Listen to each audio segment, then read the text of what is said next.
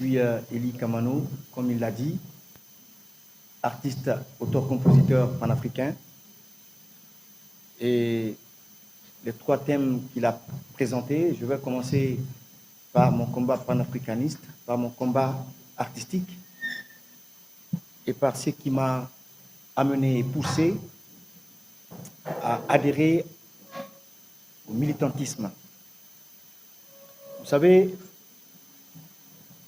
lorsque vous naissez dans un continent qui a été soumis à 4 siècles d'esclavage, lorsque vous naissez dans un continent qui a connu plus d'un demi-siècle de colonisation et de travaux forcés, dans un continent où l'histoire a été falsifiée et écrite par les plus forts, où ton peuple a été humilié, rabaissé, déporté,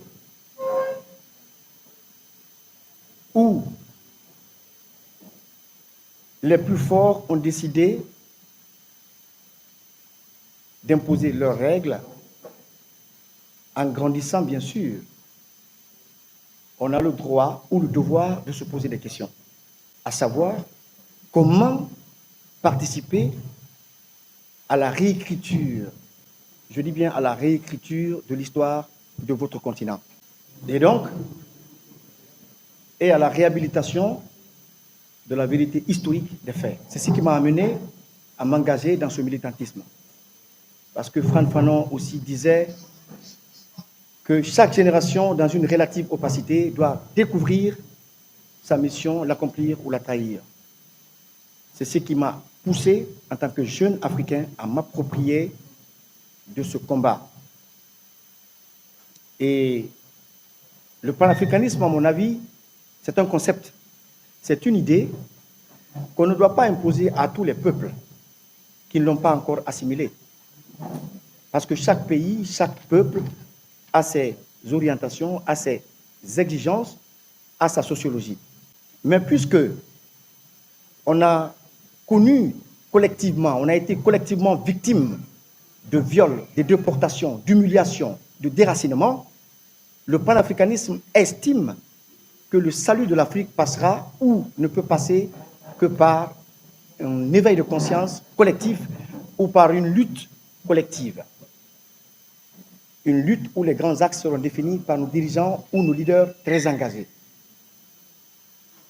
Et donc, je suis dans cette lutte aujourd'hui parce que j'ai pris conscience des réalités de mon continent. Et le panafricanisme estime que des organisations comme l'Union africaine, comme la CEDEAO, doivent être un gage souverain de tous les États fédérés de l'Afrique afin de stopper la montée exponentielle des vertus ou des concepts de paternalistes de nos partenaires qui pensent que l'Afrique les appartient depuis la conférence de Berlin. Ce sont ces idées qui nous amènent à aujourd'hui militer au sein de ce mouvement afin que tous nos frères qui ne comprennent pas la logique dans laquelle nous évoluons et les raisons pour lesquelles nous nous engageons sachent qu'en tant que porte-voix, nous sommes dans tous les pays africains à porter des messages parce que tout simplement nous voulons un éveil de conscience collectif. Et je pense que je vais dégager quelques éléments sur lesquels, quelques valeurs sur lesquelles le panafricanisme se base pour mener sa lutte, où les panafricains se basent pour mener leur lutte.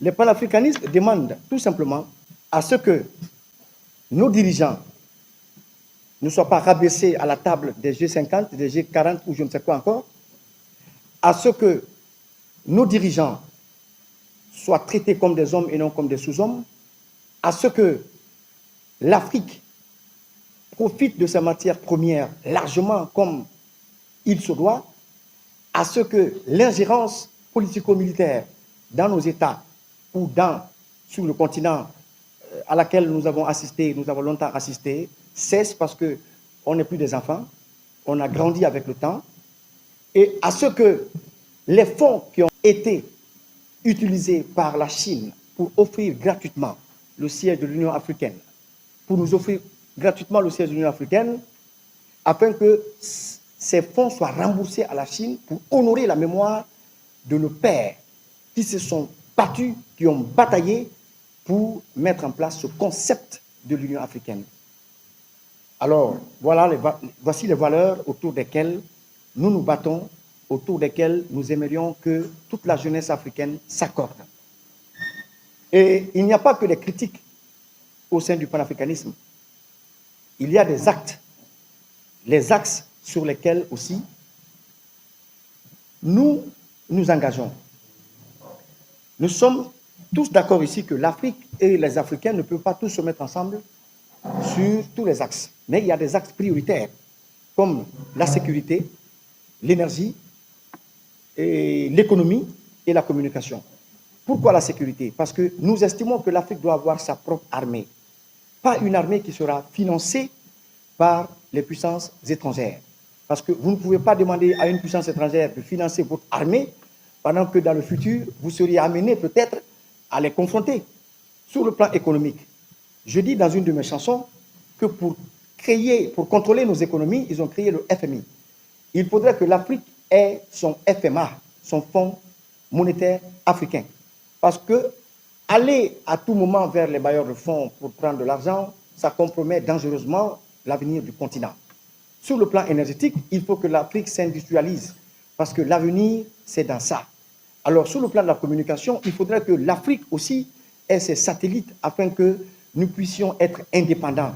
Donc, je pense que le panafricanisme, c'est aussi ça, c'est s'accorder sur des grands axes, pas surtout parce qu'il y a des pays, comme je l'ai dit tout à l'heure, qui ont des réalités sociologiques différentes de certains d'autres pays. Quand on prend l'Union européenne, nous savons très bien que l'Allemagne, comme on le dit sur papier, et ça peut paraître vrai, que l'Allemagne est la première puissance économique de l'Europe.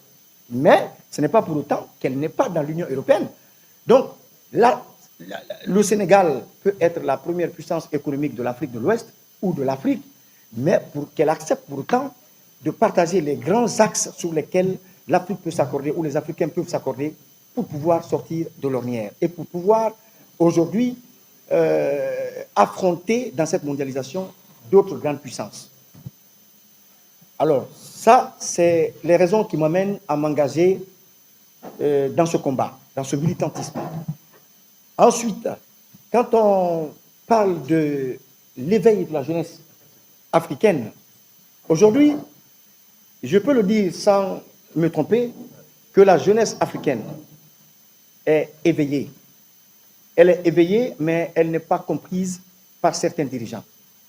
Elle est éveillée parce qu'elle ressent partout dans le monde entier les changements qui s'opèrent dans certains pays, comme le Sénégal.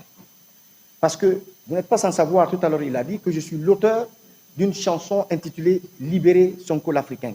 En tant que panafricain, pourquoi j'ai chanté ce morceau? Pourquoi j'ai été inspiré pour chanter ce morceau? Parce que je suis un jeune africain, j'ai compris mon rôle et j'ai compris qu'à l'autre bout de mon pays, de mon Afrique, il y a un Africain qui a compris, qui a ouvert les yeux et qui est en train de conduire son peuple vers une libération et une souveraineté totale et qui est emprisonné. C'est pourquoi j'ai pris mon courage à deux mains, j'ai fait ce morceau et je l'ai publié. Donc, c'est pour vous dire que la jeunesse guinéenne et africaine a compris et adhère au combat. Elle adhère parce que aujourd'hui, quand les changements s'opèrent dans les pays comme le Cameroun, les Sénégalais le ressentent et ils adhèrent. Quand les changements s'opèrent au Togo, les Sénégalais le ressentent et ils adhèrent. Donc, la même manière que vous ressentez ici le changement qui s'opère dans d'autres pays, c'est comme ça que nous aussi, nous ressentons les changements qui s'opèrent dans tous les autres pays africains. Et je pense que le Sénégal est un cas d'école parce que je suis guinéen, je sais que j'appartiens à un peuple très résigné, un peuple qui a du mal à sortir de sa coquille pour aller chercher sa liberté. Parce que la liberté ne se donne pas, elle s'arrache. Le Sénégal a arraché sa liberté, le Sénégal a arraché ce qui lui revient de droit. Voilà pourquoi je dis que toutes les jeunesses ont compris aujourd'hui, africaines, ont compris aujourd'hui et adhèrent à la lutte et à l'éveil de conscience.